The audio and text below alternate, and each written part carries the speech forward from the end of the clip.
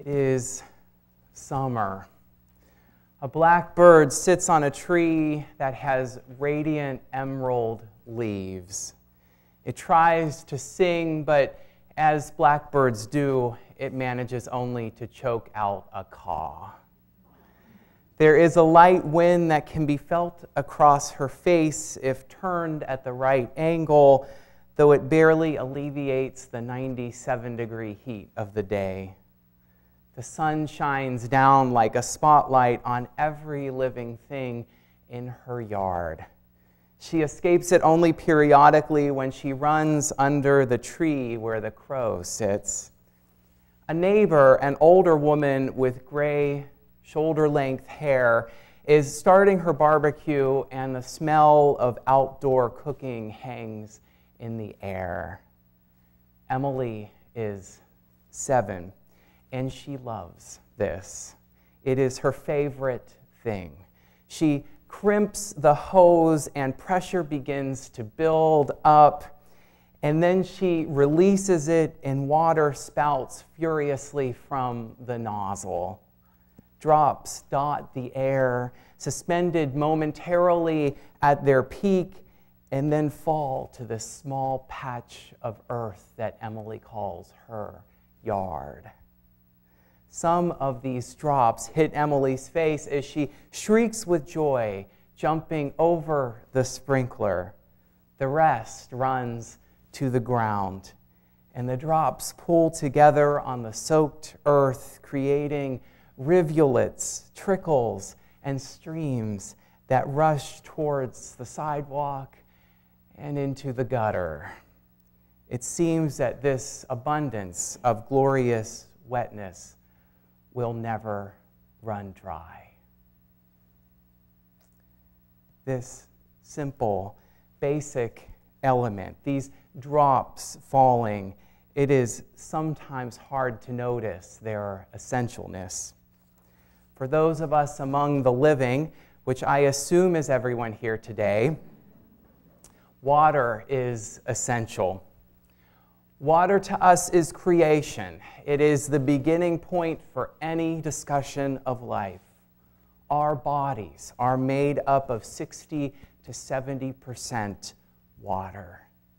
In the reading that opened our service, which counsels us to be like water, the Reverend Kendra Ford suggests that we be the one thing that people need, even when they are fasting. A person can live for a month or more without food, but only a few days, or perhaps at most a week, without water. And life itself, of course, first began in the deep. Only later in its evolutionary development did it emerge onto land. We are born of the ocean, of the waters. This is why I think that the Hebrew Scriptures and the book of Genesis specifically was onto something when it said that all of creation emerged from a primordial deep. Water to us is sustenance. Think about the last time you were out on a hot day without water, which may have been this week.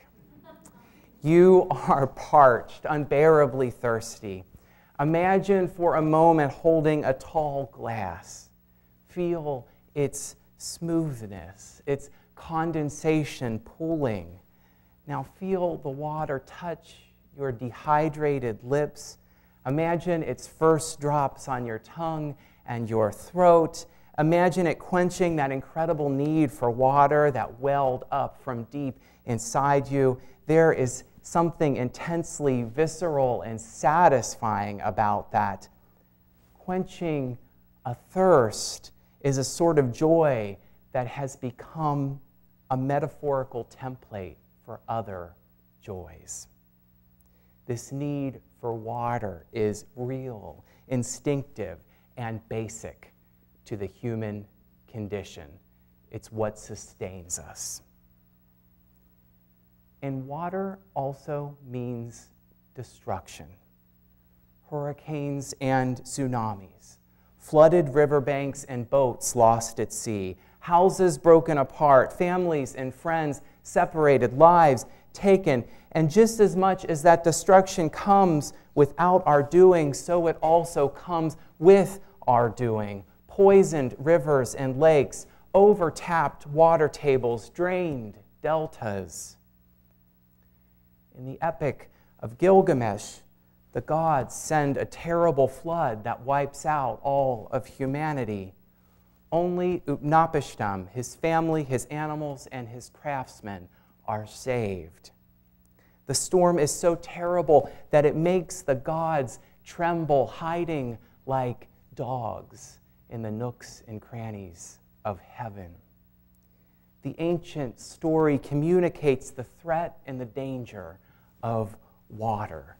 We are vulnerable when it comes to water, and when we take it for granted, we do so at our peril. The seventh principle of Unitarian Universalism counsels us to respect the interdependent web of life. It tells us that we should frame our life in terms of our relation with all of the rest of life. Water places this interdependence in stark terms: creation, sustenance, destruction.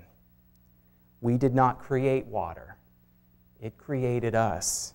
Water does not need us for sustenance. We require it to survive. And when it whips itself into hurricanes or disappears in droughts, we exist at its mercy and its whim. Our existence is framed by the creating, sustaining, and destroying powers of water. Our interdependence with water is total. The seventh principle does not simply affirm that we live interdependently with the rest of life, however. Instead, it says that we need to respect that web of relatedness. And that, my spiritual companions, is something with which we Americans struggle. And that might be putting it lightly. And we struggle with it especially when it comes to water. Despite the fact that our existence depends on this essential element, we live in a society that often takes it for granted. Often we act as if the existence of clean, fresh water is irrelevant to our very survival. Now, in my hometown of Cincinnati, there is a river called the Mill Creek. I used to drive over this river when I was going to work. It flows for 28 miles from Butler and Hamilton counties through the city of Cincinnati until it joins the Ohio River. It rims the outer western edge of the city and actually went very close to the neighborhood that I grew up in. It has been dubbed by the EPA as the most endangered urban river in North America. It is so polluted by industrial chemicals, illegal dumping, and raw sewage that the EPA recommends absolutely no contact with its waters. The only animals that have been seen to survive in it are leeches and parasitical worms. Many have looked at this river and shrugged. Another axe that the EPA is grinding. But I look at it as the outcome of our failure to perceive our interdependence with the rest of life. It is our failure to realize that the Mill Creek empties into the Ohio River, which is where Cincinnati and other cities get their potable water. It is a river that runs through many poorer neighborhoods, and when floods come, that toxic sludge washes into the lives of those living along it. Despite warnings, many children, especially children from disadvantaged and depressed economic circumstances, can be seen playing in that water. this represents nothing less than our failure to perceive the profound interrelatedness of our lives with nature and with the lives of others. This year, we are focusing on water as our social justice theme. The book group and the social justice team have chosen Cynthia Barnett's book, Blue Revolution, as our common read. I recommend it. This work does a beautiful job showing how Americans perceive water as an abundant and unlimited resource, while at the same time overtaxing and destroying its supplies. It is a particularly pressing issue for us Californians as we grapple with increasing shortage and drought. Blue Revolution changed my mind about something.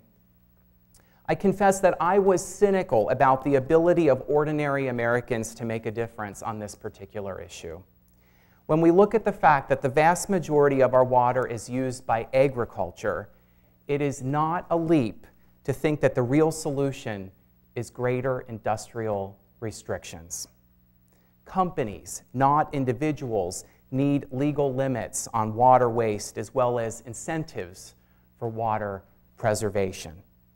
My own ethic of interrelatedness would have a negligible effect on the overall situation. At least that is what I thought before I read the book. But Cynthia Barnett turns this view on its head. She argues that pure legislative endeavors are rarely how deep-seated change occurs. Instead, she suggests that it is through grassroots movements that real change happens. When we begin to promote a deep ethic around water, individuals, families, and communities stop tolerating waste and ruin. This isn't to say that we should ignore legislation, but it is what lays the groundwork for it. And if you are skeptical about that, as I was, I invite you to read the book and come to the discussion in October. Barnett bases her conclusions on years of research into communities that have made a genuine change on this issue. It starts small. My friend's daughter, Emily, loved playing in the water. She would ask her mom all summer if she could turn on that sprinkler. And then with pure joy, she would shriek and run and plunge into the sprinkling water. Her mom knew it wasn't the best thing ecologically and tried to distract her with other toys and activities, but she would have none of it. There was something special about that sprinkling, raining water. One day, she heard at school that California was very dry. She heard that people were trying to save water. Why are they doing that? She asked her mom. Her mom thought about how to explain it and then broke it down into 7-year-old terms. Well, if people use up all the water, sweetie, the fish won't have anywhere to swim. When Emily's mom told me this, I laughed, but then I started to think about the draining of the delta and the species that are on the verge of going extinct. That amazingly simple line captured a deep truth. So how did Emily respond? Can we get ice cream now? But in the coming weeks and months, Emily's demeanor did start to change. She stopped asking to turn on the sprinkler, and she would make sure that she didn't leave the faucet running when she brushed her teeth or got a cup of water. Her mom asked her about it one day. "I want to make sure that the fish have a place to swim," she said. It's small, but it's a start. It's the start of a water ethic, an ethic of interdependence, and it's a needed one. Because what I'm about to say isn't theological guesswork, it isn't my own apocalyptic musings. The cost of ignoring an interdependent water ethic will be more terrible than any hurricane, any storm that the old gods could dream of whipping up. Water tables will drop, rivers will turn toxic, animals and humans will die.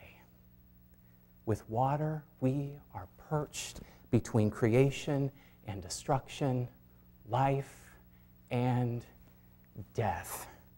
Those are the stark terms laid before us today.